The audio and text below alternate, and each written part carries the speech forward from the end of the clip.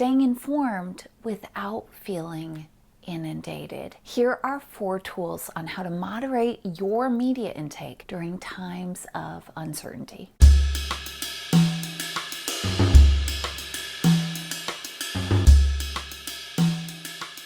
During times of uncertainty or crisis, it's a responsible civic act for us to stay up to date as information unfolds. But what happens when staying afloat on the news means drowning in media intake? My name is Jenny Velarde. I'm a psychotherapist, and just as importantly, I'm an artist. From a therapeutic lens, it's vital to maintain moderation with media intake during heightened times, because when we start to dip into excess, it can pretty rapidly spiral into anxious and depressive feelings. We're looking to hone in on maintaining mental well-being. So here are 4 tools to keep a healthy relationship with media consumption during uncertainty.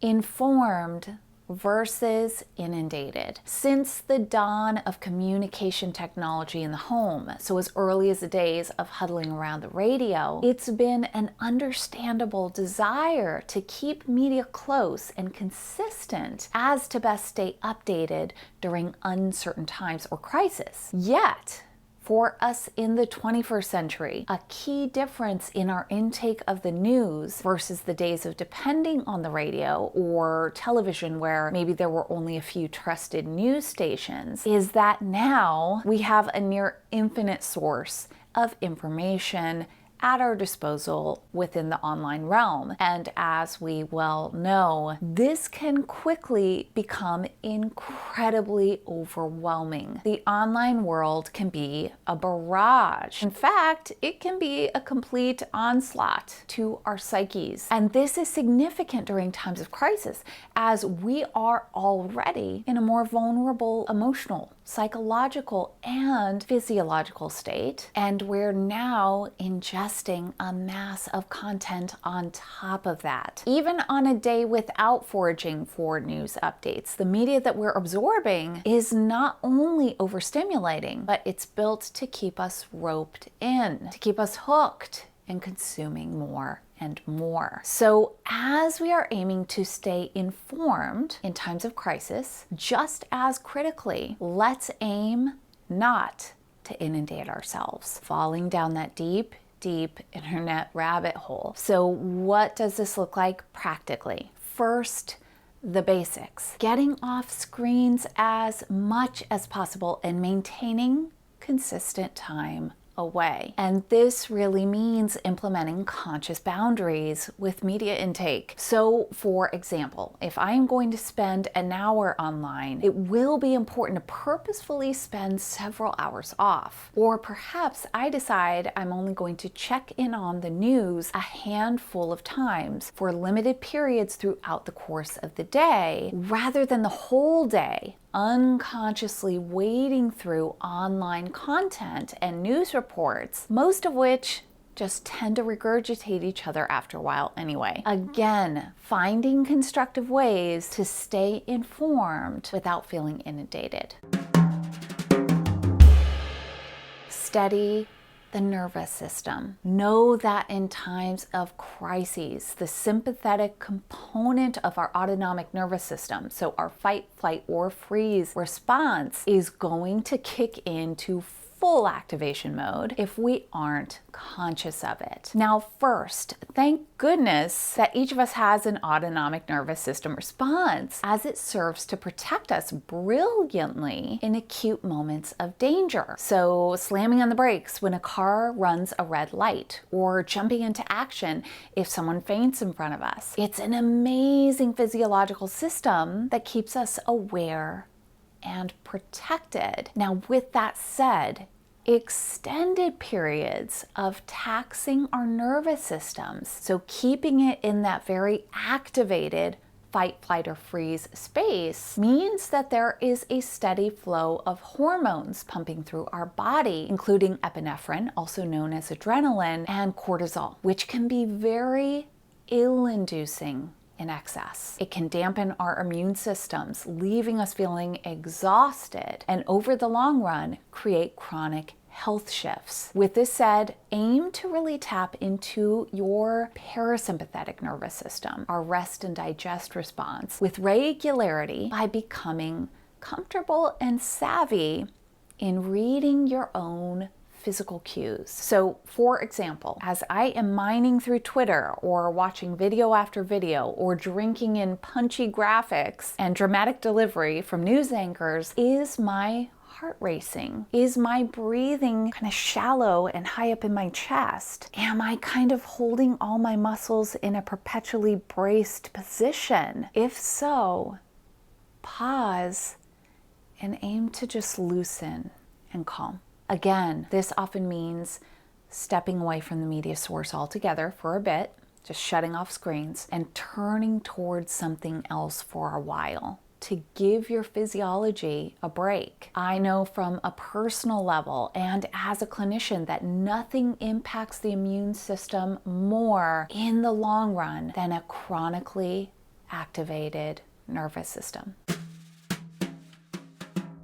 Prioritize normalcy. Even in crisis, find the ways to connect to the day-to-day routines and rituals that you still can do, particularly, again, the ones that are away from screens. With this tool, first aim to assess what might not be doable or what has been disrupted. So perhaps you can't go to work or school. Perhaps you can't go outdoors or do your normally planned activities. But really take the time to figure out what can you still do that would be typical of your day-to-day. And parents, teachers, caretakers, as you well know, this is so important for children and young people during times of uncertainty. So again, considering the nervous system, keeping things at stasis as much as possible. And perhaps maintaining normalcy means maintaining your creative routine. So if it wasn't a time of crisis, what would you be doing creatively? Aim to step into as much of that as possible as a reliable resource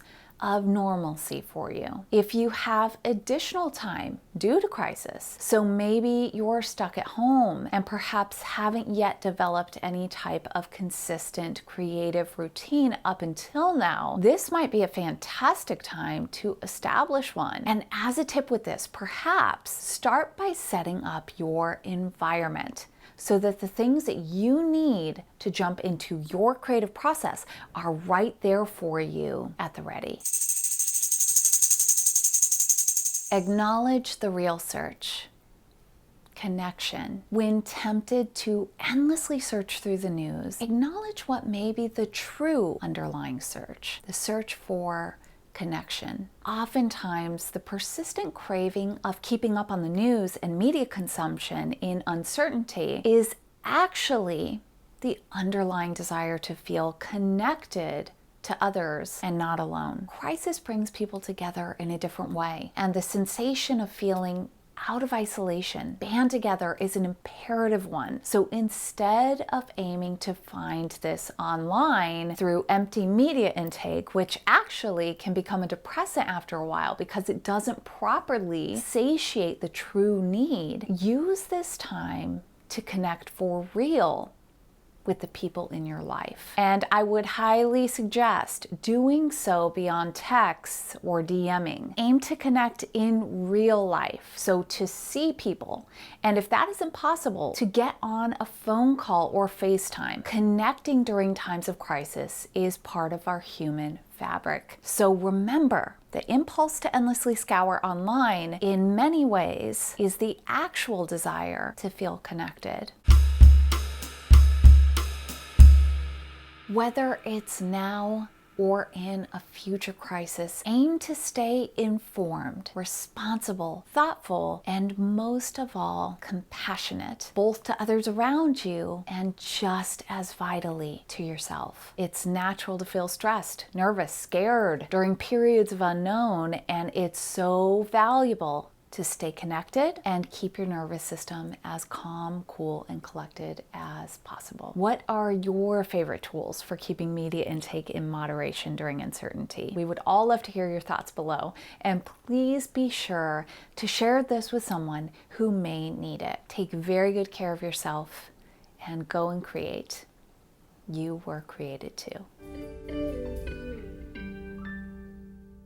What might your life look like without procrastination holding you back? The procrastination system, a 6-hour, 5-segment system built of 20 dynamic and digestible chapters. It's an engaged 360-degree process that guides you through self-reflection to pinpoint your specific version of procrastination and how to turn it into attainable, real-world progress. It's carefully curated with a massive collection of tools and thought shifts to effectively transform your procrastination from inaction into traction, reinforced by up-to-date neuroscience that helps us to understand procrastination from a cognitive level. If you feel like your life would look radically different if procrastination wasn't holding you back, the procrastination system is most definitely for you. It was built for you. The link's below.